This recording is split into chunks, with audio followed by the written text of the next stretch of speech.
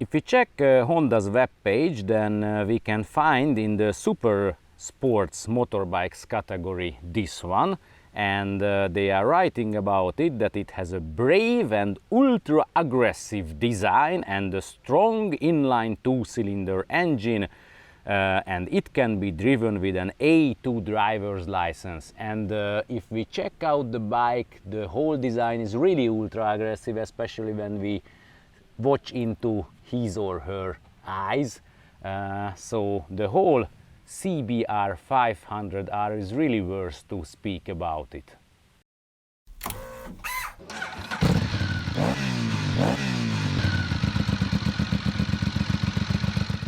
When the whole CB500 series, the new one, came out in 2013, so 6 years ago, then I could make the review about the same bike, the first generation. This is already the third generation of the same, let's say, name. And there I called that the bike is giving much more to the eyes than to the rider. And this is even more true for the new one, the 2019 version, because it really gives all the design things just like a big 1000 cubic centimeter super sports bike. The narrow and aggressive lamps, the whole front part, the mirrors, the many ways where the air can go in and go out. Even we have some small wings on it, so it's really looking like a much bigger and much stronger motorbike. So if you watch it from the outside or just see it as moving on the street, it really shows much more than it is reality. And what is 48 brake horsepower and A2 driver's license enough for? Let's check it out.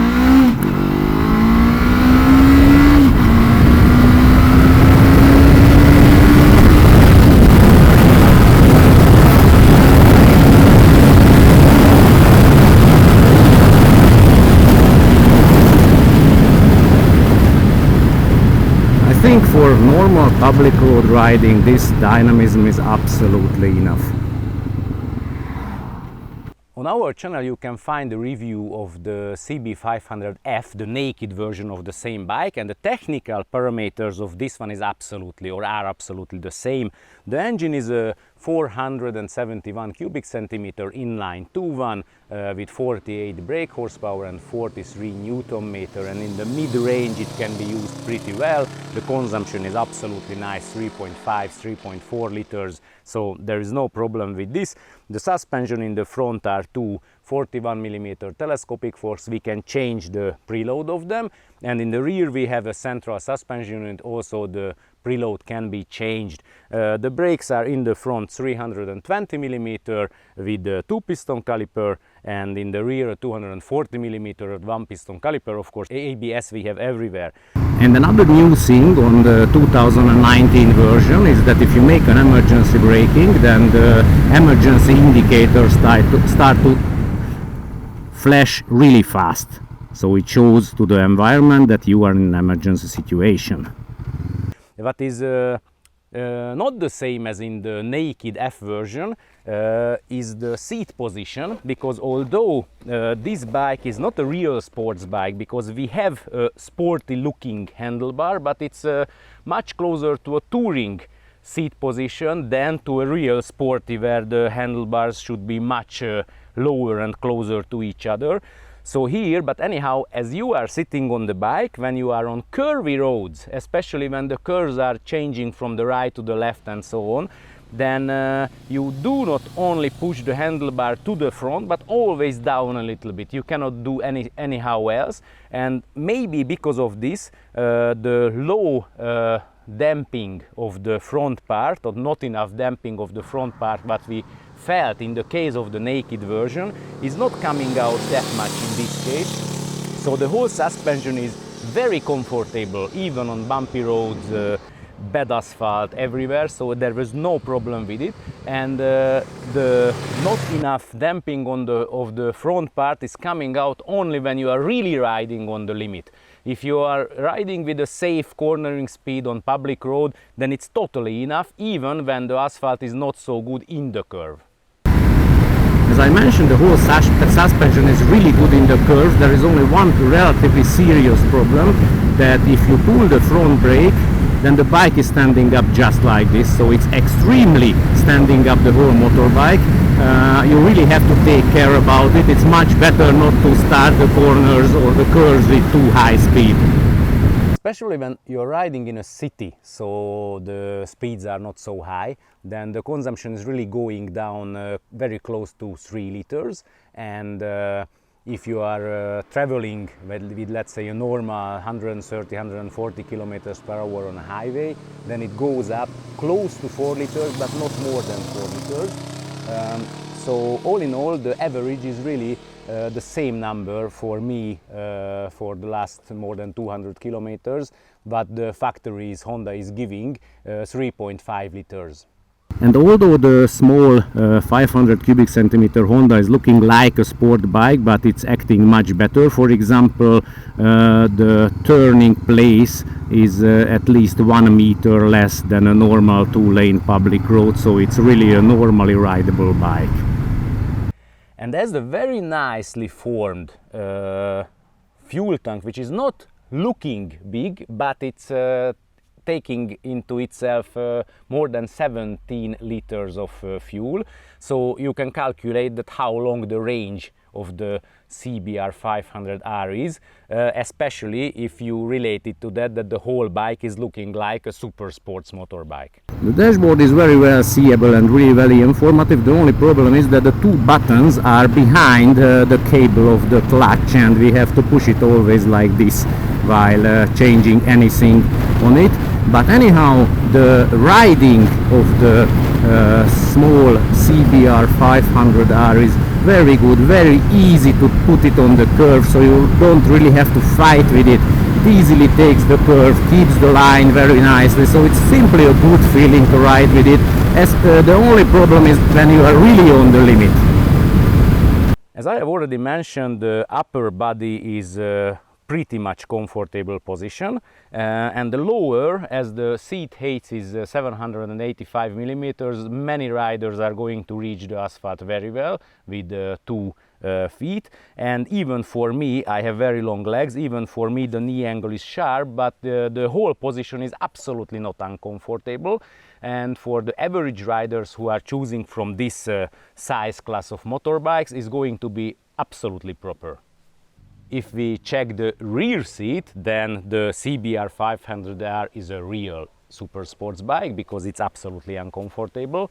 The seat is small, and the foot place of the whole leg place of the passenger is extremely small, let's say. So only thin and short ladies are going to travel here normally. But Honda gets a very huge red point because although the whole rear section of the bike is looking sporty and doesn't contain any keeper possibility for the passenger, but inside of it here there are 2 really good places to keep the upper body in a fixed place.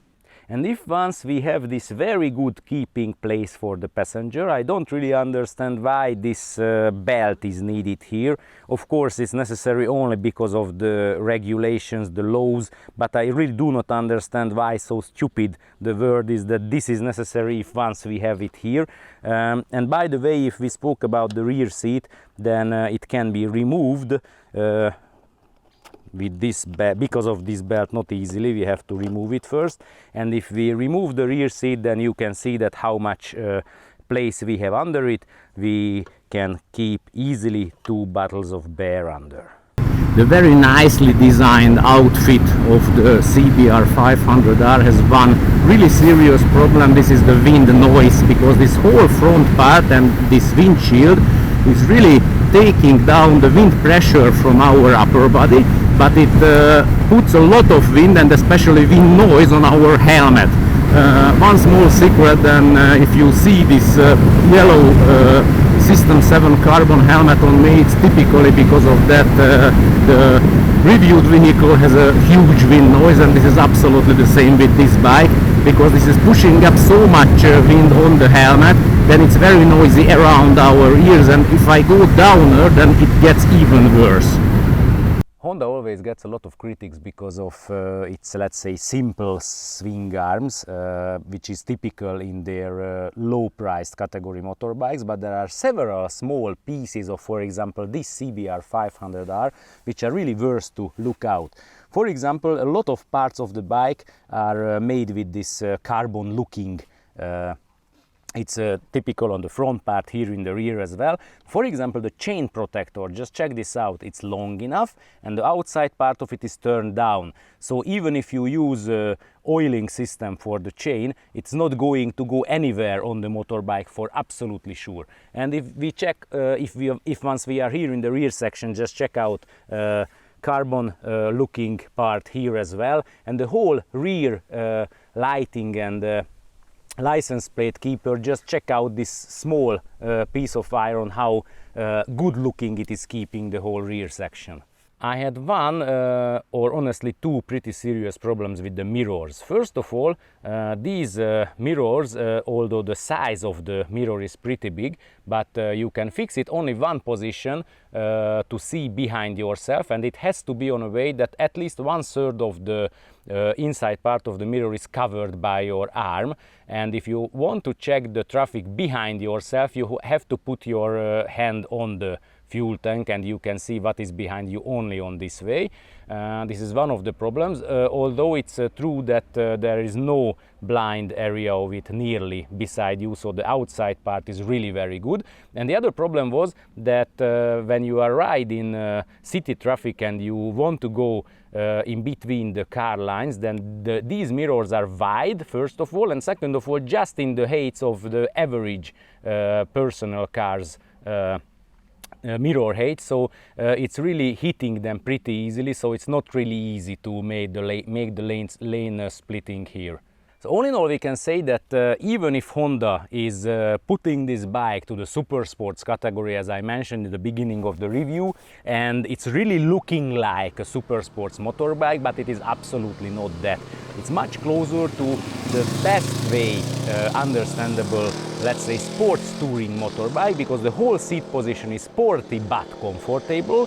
And the whole riding of the motorbike is absolutely enough for everything on public roads, except if you want to ride always above 200 kilometers per hour. But for city use, for shorter or longer tours, especially for one person, it is absolutely enough if you like this style of motorbikes. If you liked our review, please push a thumb up. In the description under the film you can find the link where you can donate our work. If you do it, then we send all of our films to you before their publicity, when we are ready with them immediately by email. If you haven't done it yet, please subscribe for our channel and watch our previous films and reviews as well. Thanks a lot for your attention.